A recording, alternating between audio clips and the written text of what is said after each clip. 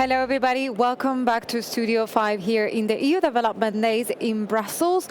We are just approaching the end of this morning session, and we are going to be talking again about the importance of food security. And for that, we will be addressing Humanitarian-development-peace nexus, an essential approach to address the global food insecurity.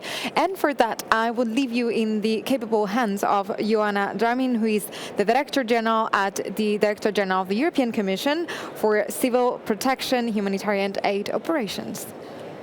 Thank you very much to all of you, and thank you for those present in the room and those joining us online.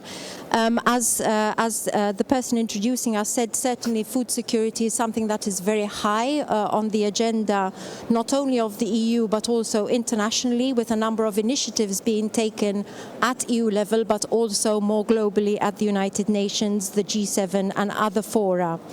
The latest report on food security, on the food crisis report of May this year, already reported 193 million acutely food insecure people at the end of 2021. This marks an increase of 25% from the previous year and almost double from 6 years ago. This is driven by climate change and also the pandemic. This situation has now dramatically compounded by the destabilizing effects of the Russian aggression in Ukraine, with consequences around the globe, from Africa to the Middle East and indeed to Asia. The panel today will highlight the needs that we have in terms of humanitarian assistance and looking at the short-term needs and how to address them, but also the medium and the longer term. Addressing urgent food crisis needs to go hand in hand with transformation towards sustainable food systems and social protection systems. And this is what we call essentially the humanitarian development and peace nexus. So we hope to have here today some examples of successful nexus approaches and how operational links can further strengthen the actions between humanitarian development and peace actors. I'm very happy to be joined today on stage by two panelists, but we also have some panelists who will be joining us online. Our first speaker today is Andrea Kulaima. Andrea is the Director for Sub-Saharan Africa, Asia, Latin America and the Pacific, and has been working in the Director General for Civil Protection and Humanitarian Aid Operations, DG ECHO, since 2000 in different operational and management capacities. I have a question for you, Andrea, and certainly the war in Ukraine is having a huge impact on food security worldwide and comes on top of an already very fragile situation. DG ECHO has been at the forefront of the response, and perhaps you can tell us a little bit of what DG ECHO is doing to address the needs of the most vulnerable. Andrea, the floor is yours for 4 minutes. Thank you very much, Joanna. As you reminded us earlier on, we had already a bad food security situation worldwide, and the level of hunger and suffering has increased dramatically with the recent Russian aggression on Ukraine. While the Ukraine war is yet another reminder of the interdependence and interconnectedness in the current world. In addition to its immediate effect, causing large-scale destruction, forcing millions of people to flee their homeland, in addition to what it means to have yet another conflict where basic IHL principles, international humanitarian law principles, are overlooked, the impact of the war against Ukraine is being felt globally, not least on food security, and it will continue to do so. The forecast for the immediate future is not optimistic. WFP, FAO and other specialized organizations have released projections for 2022 and beyond, which suggest a worsening of the situation. And many factors are contributing to this. The soaring prices of food, energy and fertilizers, the blockage of Ukrainian grain in the Black Sea ports, agricultural land not being planted or harvested in Ukraine, and so on. And of course, all of this contributes to and is further exacerbated by rampant inflation. The EU has reacted quickly, decisively, in a united way under the headline of Team Europe. It has done so acting on several fronts. First of all, responding to the multiple sets of needs in Ukraine and increasing the engagement in protracted emergency situations around the globe, which are also affected by the global impact of this war. And it has done so by combining the different tools it has at its disposal to make the best of each of them in what we call the nexus approach. I cannot stress enough the importance of coordinating efforts with member states. On Monday, the Foreign Affairs Council adopted the Team Europe Global Food Security Response as a joint reaction to this crisis. It puts forward a comprehensive response built around 4 pillars, which are solidarity, production, trade, and multilateralism. The solidarity pillar, of course, encompasses the humanitarian response, but it also reflects the importance of the nexus, the fact that there is no one-size-fits-all solutions, and that short-term relief should be accompanied by efforts to support local production and resilience. Wherever feasible, the cash transfer modality should be used to address food insecurity, also as a way to strengthen markets and encourage local production. Another key element of this response is the EU initiative of solidarity lanes, which should allow Ukrainian food exports to reach global markets through alternative routes, such as rail, road, inland waterways, and so on. So the global impact, as I said earlier, of this war is a painful reminder of the interconnectedness of our economies and our societies, and of the fragility of our world. The third of the 3 C's, which we've been all hearing a lot about recently, climate, COVID-19, and conflict, this word conflict has suddenly a more far-reaching global impact, and it also exacerbates the other 2 C's. Because let's be clear, the survival of millions of people, notably women and children, before the aggression on Ukraine was already an uncertain daily struggle, a struggle which has now been made more difficult. The EU is responding decisively to the global food security crisis. Already before the invasion, the Commission was spending around 500 million euros annually on humanitarian food assistance. In 2022, we have so far mobilized 629 million humanitarian funds on top of initial allocations. A significant part of these top-ups are motivated by the food crisis and will be largely used for food and nutrition assistance. But other avenues for mobilizing additional funds are being explored. Since the potential global impact of the war against Ukraine was detected, EU leadership has intensified advocacy, co-hosting international pledging conferences for countries hit by the hunger in the Sahel, in the Horn of Africa, and in Syria. These events together mobilize around 10 billion euros from different donors, of which a significant part of food assistance. The Sahel and the Horn events, which were convened by the EU, highlighted the urgency both to scale up humanitarian assistance, but also to address the structural causes of food insecurity through a nexus approach. The objective of the nexus are pretty simple and straightforward. It is really about increasing the coherence and synergy between different funding instruments. In times of scarce resources and expanding needs, the more coherence and stronger links we create, the more we can seize opportunities for addressing gaps, avoiding duplications, and increasing aid effectiveness. We owe it to the taxpayers, and even more, we owe it to the affected people, so that they move as quickly as possible from survival to livelihoods, from handouts to self-reliance and bringing back productive assets, and from extreme vulnerability to resilience to future shocks. In the area of food security, this means creating opportunities for local production, establishing markets, creating value chains. It also means establishing synergies between humanitarian assistance and social protection schemes, and building mechanisms to anticipate and reduce the impact of shocks on food systems. My colleague, who will take now the floor from DG INPA, will elaborate certainly more on these. Thank you very much. Thank you very much, Andrea, for setting out the different actions that the EU is taking, both in Ukraine, but also more broadly in the global stage, and also to tell us what it means in practice, what the nexus means in practice. I will now pass to the second panelist, Wim Olthoff. Wim is a Deputy Head of Unit of Sustainable Agri-Food Systems and Fisheries of the Director General for International Partnerships of the European Commission.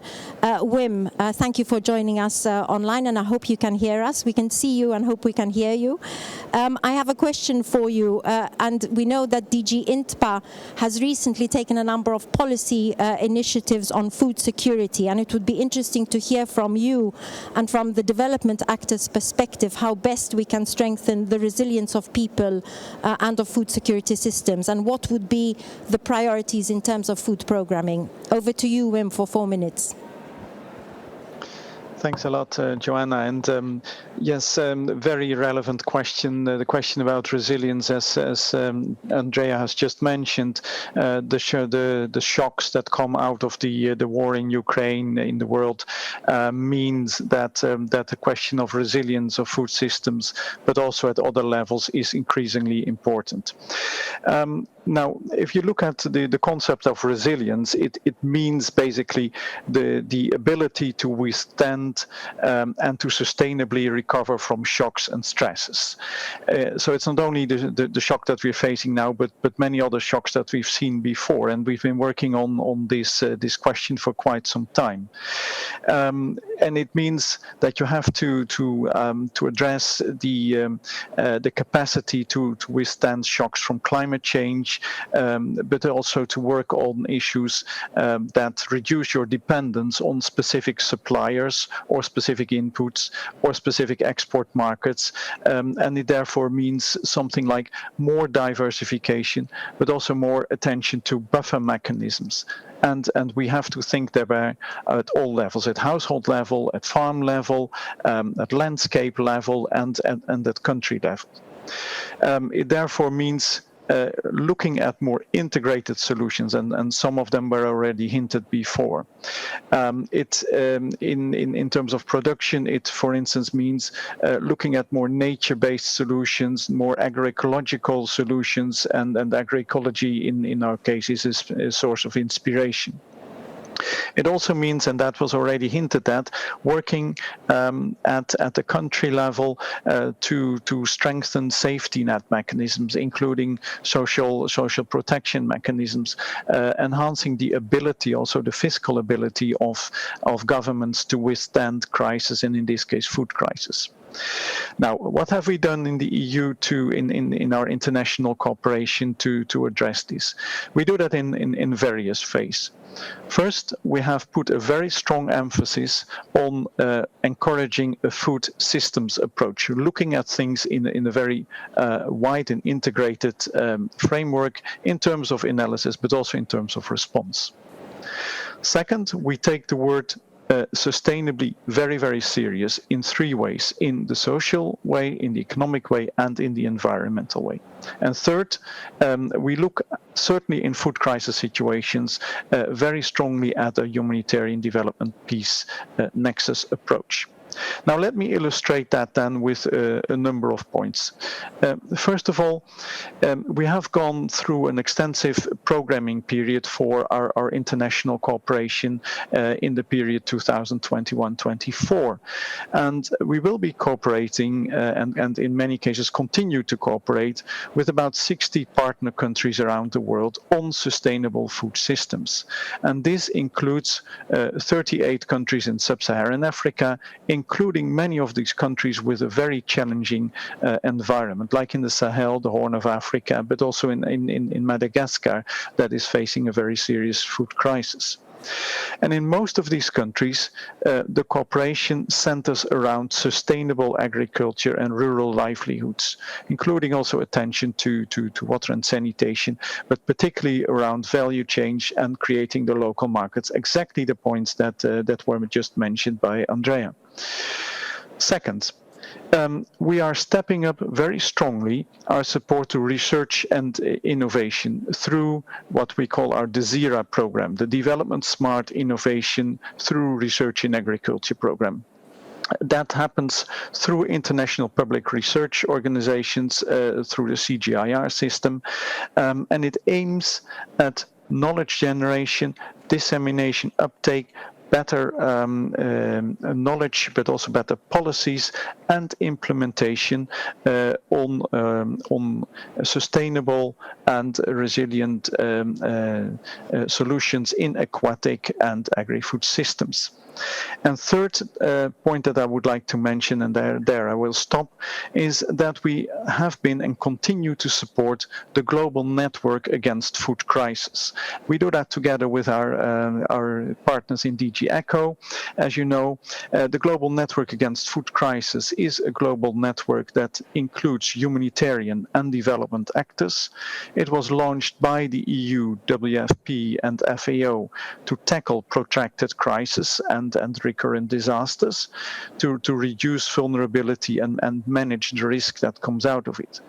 Now, this global network has already facilitated quite a good common understanding in the world of the magnitude, the nature, and the causes of food crisis, as well as how some of the financing flows to these crises and what needs to be done more. We believe this network is a very useful platform to improve further our coordination along the humanitarian development and peace nexus, and therefore will continue to work with it, also extending it to the more local and national levels. Back to you, Joanna. Thanks. Thank you very much, Wim, for setting out in particular what resilience means in practice and all the efforts you put into strengthening the food systems. So thank you for that, Wim. We'll now move to our third panelist, who is Marta Garcia Valdez. Marta is the Humanitarian Director at Oxfam's Global Humanitarian Team. Martha, are you with us online? Hi, yes, I'm here. There you go. Good afternoon, Martha, and thank you very much for joining us. And I have a question for you, if I may. Oxfam recently published the report on the cost of inaction in East Africa, the so-called Dangerous Delays 2 report. And this reminds us of the promise that we had made decades ago, never again to famine. And yet we are seeing vulnerability increasing year on year. So what would it take for us to keep to this promise? And if Nexus is the solution, how can we be successful in achieving it? Over to you, Martha, for 4 minutes. Thank you very much, and thank you for the invitation and for the space to share some of our analyses, reflections, and proposals. Just wanted to highlight that this report, the Dangerous Delay, is a second version of an initial report that was developed 10 years ago, subject to the food crisis that affected as well East Africa in 2011. Yeah, so we decided to review the report and the analysis to ensure that we could reflect on things that have moved on in a region like East Africa that is prone to those kind of natural hazards on regular basis.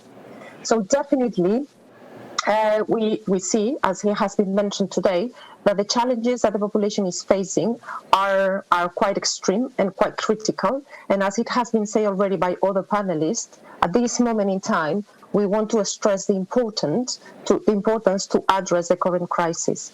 We need to ensure that we make immediate investments in critical life-saving services, in food security and nutrition, to ensure that we can have a flexible and adapted response to the challenges that the population is facing. Does it mean that we can apply a nexus approach in this context? Definitely. And we should apply this nexus approach by ensuring that at the same time that this response that is critical is put in place, we can as well keep on investing as a joint strategic intent by the different stakeholders and actors in productive assets in different sectors to ensure that the population is not going to lose wins and to ensure as well that they will recover faster while we keep on covering the needs. We need to ensure as well that the response is channeled as much as possible through existing national systems, that it can be social protection safety net systems, to ensure that we don't erode the capacities that already exist, but to ensure as well that those systems get better use and more adapted to be shock responsive. Yeah. We highlighted in the report critical dimensions that we believe are going to be essential to prevent those kind of situations to repeat. The first one is about investment in national systems. We need to ensure that there is a political commitment to invest in social protection and national disaster risk management. We have seen over the last decades good investments. The European Union aid architecture, for example, ECHO, has a track record in investing in disaster preparedness. The question is that we absolutely believe that we need to reaffirm and ensure there is a commitment to change behavior instead of waiting and seeing what is going to happen, to ensure that we plan and we can act upon warnings that exist. We have seen a good development of early warning systems over the last decades, but anticipatory action remains on the piloting phase with interesting pilots that we can build on, but it remains not mainstream. And we see the climate change that is going to generate more frequent natural hazards that can further erode the development winds. So for this purpose, we need to ensure that this political buy-in is a shared political buy-in by development, humanitarian, climate actors, from responders to investors to donors and all the different government, private sector, to ensure that we align the objective. It doesn't mean that one response will fit all, but that means that we need to have a strategic intent that will be shared. Will be shared with governments having the first responsibility, of course, to ensure that the systems to protect the population are adapted and are shock responsive. But we need to ensure as well that when we go and we support governments because the situation becomes very critical, we don't erode those capacities. So we see in the countries, for example, in East Africa, in countries like Kenya, Somalia, and Ethiopia, that we have social safety nets that are existing, and they respond to some kind of shocks. The question is how we can support those systems to be able to be inclusive, to be more shock responsive, to be able to scale up and scale down, and to be able as well to tackle the problems when they are there, but as well potentially to explore how they can anticipate. So social protection should be a key endeavor where humanitarians can contribute the learning, where development actors can contribute definitely the know-how, the investment, and governments will be able to scale up and scale down. We need as well to ensure that when we are taking this multi-sectorial approach, people is at the center. And as well, the local responders and the local action is really considered as a key building block of the what we are doing. We have seen in the countries in East Africa a response going on in different forms and with different nature. In Kenya, for example, we have seen different local authorities in different areas and even businessmen providing support. For example, when they saw the initial signs of a problem of disruption in the rain patterns, they were providing water storage and water on credit in order to ensure that the population was able to cope with the initial signs. We need to build on those mechanisms. We need to ensure that they are strengthened so that they can keep on working and we don't exhaust them at the initial phases. We have seen as well local NGOs responding to the crisis. Let me give you the case of Kenya, where we have a network of humanitarian organizations that is called ASAL that has been working and showing from the COVID response and even previously how they can scale up response, applying their knowledge, their closeness, but as well ensuring that they share learning that can be built into the social protection mechanism to ensure that they can be fit for purpose, being a shock responsive mechanism. Yeah. So it is about anticipatory action. It is about being able to tackle needs when they exist, but as well to fight the root causes of those needs. It is about multi-actor. It is about different stakeholders taking their responsibility, having a joint intent, but ensuring that everybody brings the knowledge and the experience, because unfortunately there is a need to keep on doing humanitarian responses, ensuring that development actions are encompassed and that we prevent any potential conflict. And for all that, we need to keep people at the center and local organizations and local responders as well. So there are more details in the report.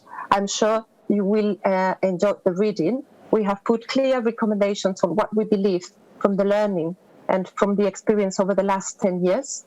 And we believe that there is a need of political commitment and agreement to move on this strategic intent all together. I will stop here. Thank you. Thank you, Martha, for setting out the key pillars of the report and its focus on a people-centered approach, localization, but also what you mentioned, the need for alignment of objectives objectives by all actors. Thank you, Martha. Turning to our next panelist, I have the pleasure to introduce Dunja Dunjanovic. She is the team leader of the Program and Results team of the Office of Emergencies and Resilience at the FAO. Good afternoon, Dunja. Dunja, I have a question for you. So, how do you see FAO's contribution in addressing food security and preventing hunger? And what is the role of the UN more generally? And how do you collaborate with other organizations to achieve the objectives, for example, with WFP? Over to you, Dunja, for 4 minutes. Thank you. Thank you very much. Very pleased to be here and sorry not to be there with you in person. So we talk about unprecedented levels of acute food insecurity. We talk about 193 million people doubling over the past 5 years. And also, very importantly, a huge increase, 170% increase in the number of people who are at stress levels of food insecurity, meaning they're one shock away from crisis levels of hunger. So what we, however, should be underlining that this situation hasn't just happened now, it's been building up slowly over the years. These increases have been steady over the past years and documented. And I think they point to the fact, the stark truth that the considerable increases in humanitarian efforts alone cannot prevent famine and cannot significantly reduce the rising number of people experiencing acute food insecurity. This happens also because at times of crisis, development investments are often made ineffective or even, in worst-case scenarios, wiped out. And populations fall into vicious cycles of destitution and dependence on humanitarian assistance. All the more true for conflict contexts. And conflict, as we know, is the most prominent driver of acute hunger in the world today by far. Conflict drives displacement and widespread loss of livelihood and structural damage, which affects people's abilities to feed themselves. And therefore, addressing acute food insecurity with humanitarian development tools, but without a conflict-sensitive lens and without addressing the elements that lead to insecurity and conflict, inevitably is proving inadequate over and over again in helping us reduce the underlying drivers of food crisis. So we must bring about and accelerate a substantial change that we are discussing here today. So continuing humanitarian assistance, which is critical to save lives and livelihoods, but coordinating more joint efforts between humanitarian development and peace partners to address the root causes. At FAO, we often say that agriculture is the entry point for solving food crises. And why is that? People produce food every single day for themselves and their families across all crisis contexts, even in the middle of conflict and violence. In fact, 2/3 of all acutely hungry people in the world today live in rural areas and rely on agriculture. And this aspect is hugely important when we talk about solving food crises. For example, in Tigray, in Ethiopia, at the height of the conflict during the 2021 Meher season, at the time of extremely difficult humanitarian access to the region, with FAO's support, local farmers produced over 900,000 tons of food. And this is 5 times more food that entered the region through humanitarian and commercial routes. It was enough to feed the region for 6 months.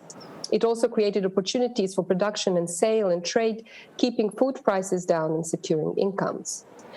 So from these examples, we learned that our efforts must be to support the local populations in their efforts and facilitating their self-reliance. But obviously, we cannot do any of that, and we cannot reduce famine risk unless we stop conflict and actually actively contribute to peace.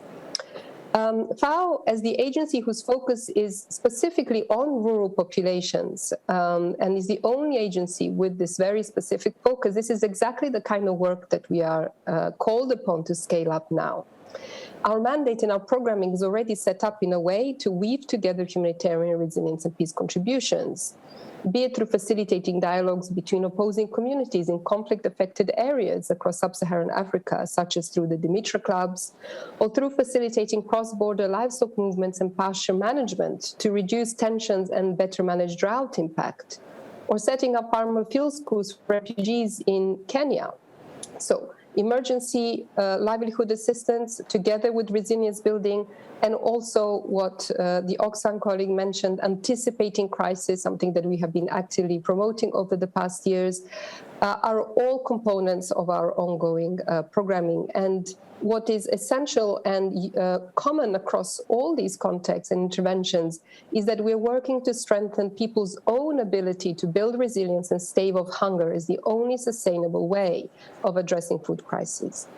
We also do that in close partnership with others, and in particular, as Mr. Olhoff mentioned, through the Global Network Against Food Crisis set up with WFP and the EU for the purpose of achieving consensus and understanding of acute hunger globally, ensuring that this understanding is evidence-based, which is incredibly important to multiple sources of information currently competing, and also finding solutions to the key drivers of food crisis, the root causes of food crisis across the humanitarian development and peace partners and sectors. So it is an incredibly important and priority initiative for us going forward.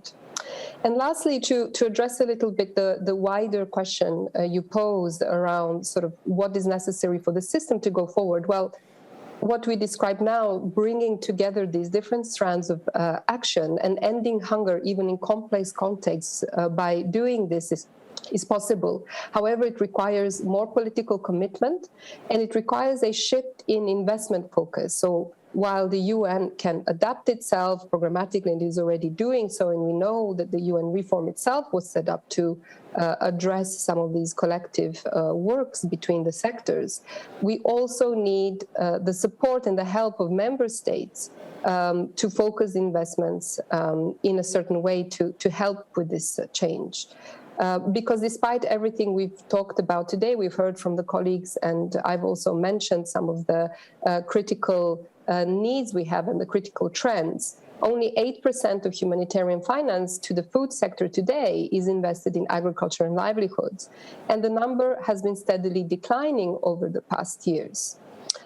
Instead, our estimates say that just 3% of resources that are currently being asked under the current global appeal would provide for 1/4 of all those populations targeted under the appeals. But what's more important, investing in livelihoods has really important ripple effects that go well beyond the immediate life and livelihood saving role that they have.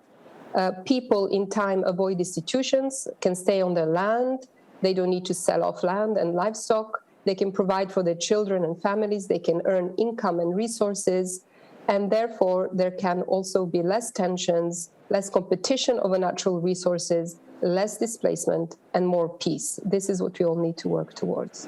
I think I will stop here and thank you very much for inviting me. Thank you, Dunya, for that.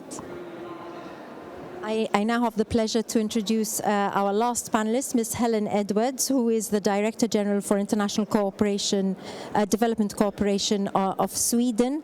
And Helen, I think Dunya mentioned the issue of mobilizing the member states. Perhaps you could tell us on what more we could do as Team Europe. Also, speaking of the triple nexus, what role do you think it has in addressing food security, and how will all of this be addressed during the upcoming Swedish presidency? Over to you. Thank you. Thank you very much, Andrea, and thank you for arranging this very important panel. And much has already been said about the very difficult situation that we are facing with increasing humanitarian needs, of course, millions of people being pushed into poverty each year, and knowingly also the poorest and the most vulnerable being most severely affected. We also know that women and girls are more affected and suffer more due to gender discrimination and inequalities. As some of the other panelists have already said, this is a situation that has been building up for years. We've been trying to address it for some time. Of course, the situation has been severely aggravated by the Russian invasion of Ukraine. This aggression must come to an end and international law prevail. Team Europe is helping Ukraine to shift temporarily grain exports from sea to land, despite the complex challenges that are entailed in this. And this is one of the many measures that we are undertaking in support of the situation in Ukraine, but of course also addressing the global consequences of the Russian aggression. I would say that the Team Europe is well positioned to respond. It is bent on addressing the acute food security crises. My colleagues from the Commission referred to the conclusions adopted by the foreign ministers just a couple of days ago, leaning on 4 pillars. They are forward-leaning, they are action-oriented, they raise some of the areas in which the European Union is moving forward, for example, in support of sustainable agricultural value chains, resilient food systems, and so on, based on 4 pillars. We need really to take advantage of the many instruments that we have at our disposal. We must achieve better synergies, be coherent, of course, and form partnerships that we can use for operationalizing the nexus model. This we do within Team Europe, but also, of course, partnering with the UN organizations, the World Bank Group, governments and civil society organizations. These are efforts that can only be successful in broad cooperation. I think Gerda from Oxfam raised the importance of anticipatory action and preemptive measures. We know that anticipatory action can save lives and, of course, bring down costs. This is about making sure that what we have at our disposal actually is effectively reaching those that are most in need. And we do need to be better when it comes to early identification of vulnerabilities and also establish better early warning systems. Gerda referred to anticipatory action still being at an early stage, and there's much to be done to get that fully going. We also need to, of course, increase humanitarian funding. We know that high-quality humanitarian funding is extremely important to respond to the urgent needs. It has to be flexible and of high quality and effective, and this is something that Sweden also is very focused on in the work on humanitarian aid in general, to make sure that humanitarian funding is readily available, unearmarked and flexible. There are some particular points that I would like to raise that I believe are important when we try to move ahead in coherence between what we do in the humanitarian field, development, cooperation, and conflict prevention and peace building. Firstly, we know that persistent gender inequalities is a driver of conflict and fragility. We know that gender inequalities actually limits the effectiveness of humanitarian aid and development actions and peace processes. So we need to really integrate a gender equality perspective into all nexus strategies. We must take climate and biodiversity fully into account. It is essential to increase nature-based solutions and build resilient ecosystems. We also, of course, must take a systemic approach to build the long-term resilient and sustainable food systems and social protection systems. And this is something that we do within the Swedish development cooperation and humanitarian assistance. And let me just say a few words about that. We do, from the Swedish side, invest quite heavily in agriculture and food security and sustainable food systems, both in our bilateral strategies and, of course, also through our multilateral cooperation. Last year, we provided approximately 120 million euros for this particular area. We also apply a conflict analysis perspective into all kinds of investments. I agree also with Gerda on the need to, with my colleague from FAO on the need to change the investment patterns, and that is something that we also try to do in our bilateral cooperation and also in our work with multilateral agencies. Finally, on the EU presidency, I think this is an issue, of course, that will stay with us for a long time. We're dealing with the acute consequences of the Russian aggression, but we are also addressing long-term challenges that we have already been cognizant of for some time now, and that we must really deal with more effectively and efficiently. this will be a priority for Sweden during the EU presidency in the first half of 2023. We will be working very closely with EU institutions and other member states.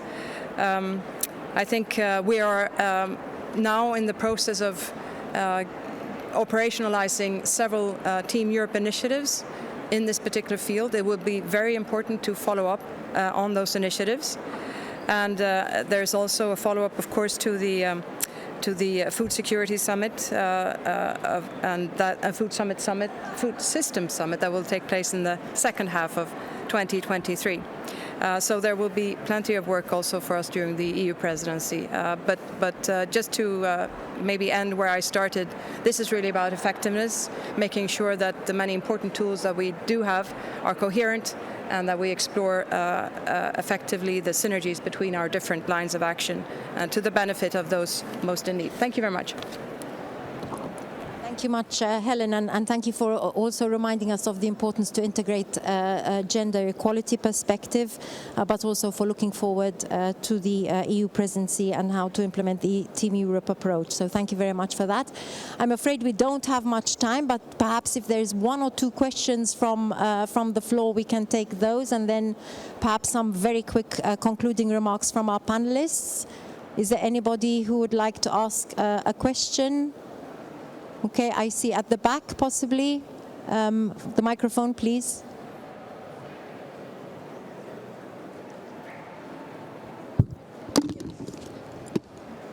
And then we'll end with concluding remarks.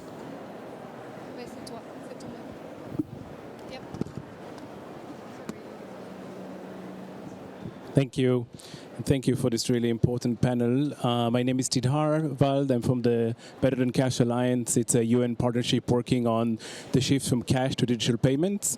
I wanted to highlight that in our experience, we've worked a lot with African countries, Asian countries, and Latin American countries during the COVID crisis to support social welfare and social protection systems using digital payments. And this is something that I heard the colleague from Oxfam mention, and I heard also Andrea from ECHO mentioning, and I think that's something that we can really learn working in Africa from Latin American countries and Asian countries, because at the height of the crisis, the COVID crisis, when governments had to tell their citizens to stay at home, many of them have decided to resort to digital payments to provide much needed social assistance, because a lot of informal workers found themselves without livelihoods.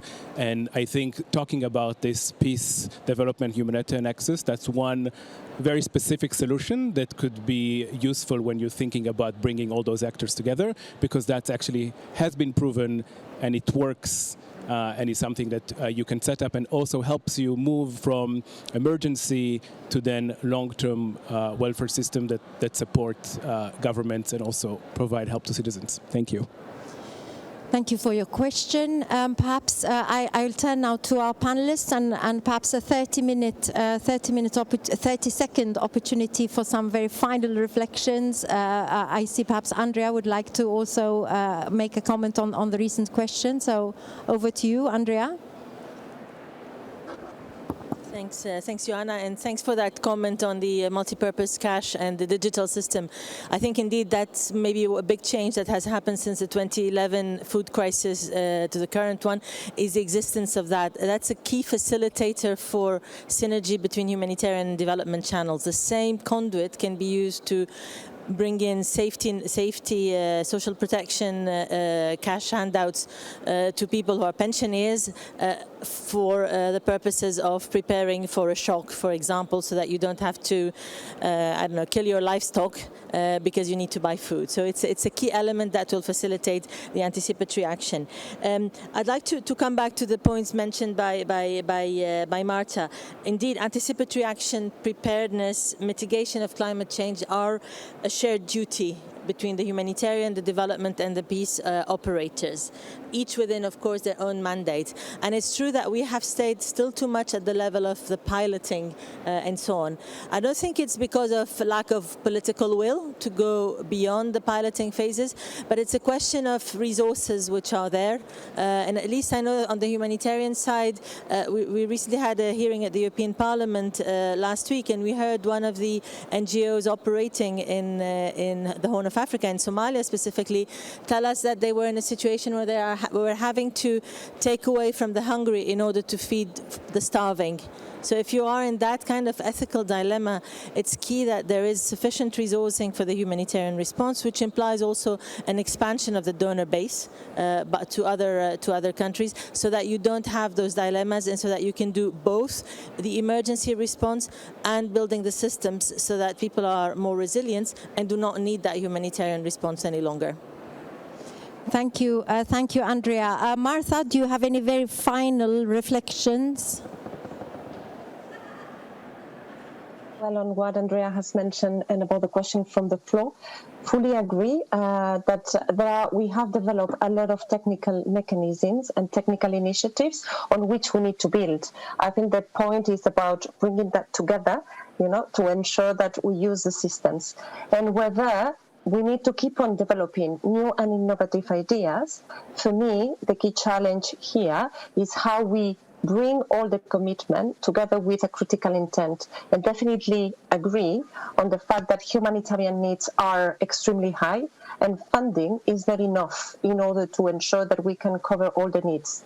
For me, the question is by having this strategic intent, more join between the multilateral humanitarian funding and the bilateral development funding, that we can tackle this problem, not only covering needs, but ensuring that we go to the root causes. And what is the movement that we need? Do we have still the time to be looking to what potentially is going to happen, or we have an ethical imperative that is telling us that we need now to move to ensure this time we cover, but it doesn't repeat further. Thank you. Thank you very much. Wim? Thank you. 30 seconds, not enough, Joanna, but I'll try. Important to recall that this situation we have now is not new, it's aggravating. We hope, therefore, and we have to work on the fact that we keep food security on the political agenda. Very happy that Sweden takes that up. We also reminded by the fact that most of the people that are affected live in rural areas with very often agriculture, different types of agriculture as their livelihoods.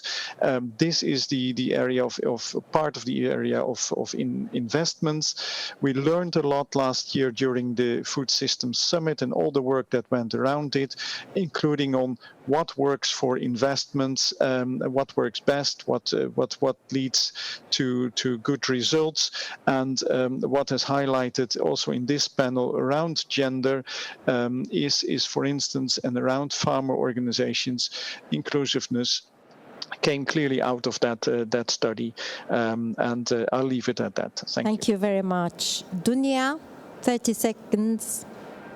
Yes, thank you very much. So perhaps my last point from me to touch upon the issue of anticipatory action, which was being mentioned, and this is quite interesting to me. We do a lot of work on this within FAO.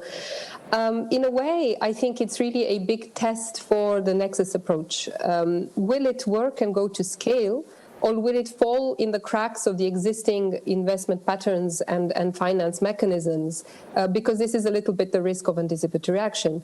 The risk management part, the capacities for early warning, is something that is more in the DRR development sphere, whereas anticipatory actions themselves are humanitarian implementation, and sometimes those financing can be perceived to be in competition with life-saving assistance and response funding.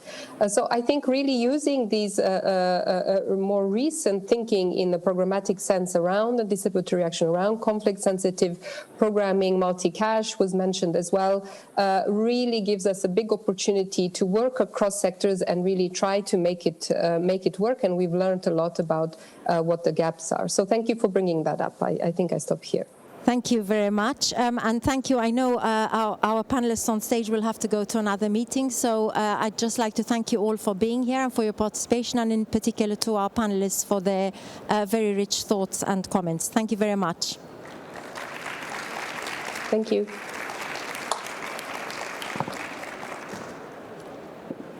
Thank you. Thank you so much, everybody. We had a very interesting talk this morning. We talked about food security and how what we are facing is the consequences of an inaction for many years, and that it's not something that has been brought by the war, but it's because we were facing structural challenges that we still need to address, while at the same time ensuring that we have a response to the emergency crisis that we are confronted with. But we also talk about energy and the need to restructure our energy systems to make sure that we are more resilient, and that we have cleaner, healthier, and better functioning systems. And for that, we need funding. And we hear a lot about the opportunities that in the financial markets are there to ensure that we can get those fundings to entrepreneurs.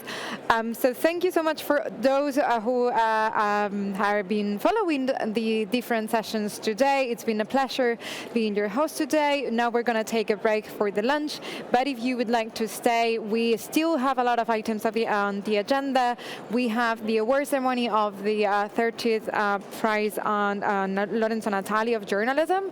That will be at 3:25, so please stay for that. And for the closing ceremony with Commissioner Jutta Urpilainen, and the live performance of Guinean musician Enfali Kouyaté. So please stay with us. We have still a program running. Thank you so much for being here today with us. The EU Development Days continue.